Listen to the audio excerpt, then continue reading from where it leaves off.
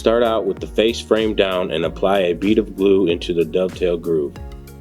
Slide the left and right cabinet walls into the vertical grooves. Don't forget to wipe away any excess glue.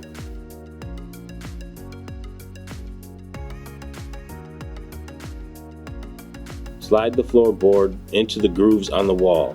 Make sure the floorboard notch fits into the groove on the face frame. Set your cabinet upright and slide the back wall into place using the grooves.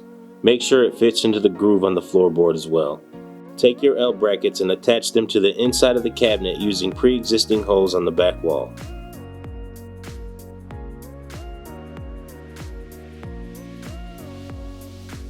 Now you want to place a corner bracket in each corner of the top of the cabinet.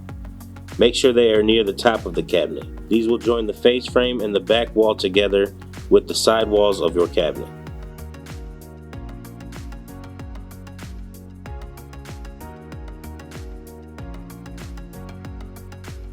Locate the small and large toe kicks. Slide them into place using the dovetail. The large toe kick should be placed at the front of the cabinet and the small toe kick should be placed at the back.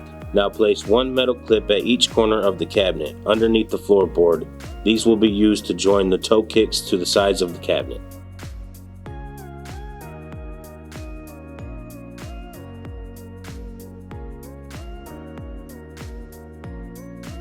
Now take your drawer glides and slide them into place on your L brackets. The front of the glide should rest on the face frame. Once all your glides are into place, they can be secured to the inside of the face frame using predetermined dimple. Place the door face down and set each hinge into place, making sure the holes on the hinge line up with the holes on the door. Fasten them down with 2 screws each. Now place your door with attached hinges to the inside lip of the face frame and attach them to the cabinet using pre-existing dimples on the face frame.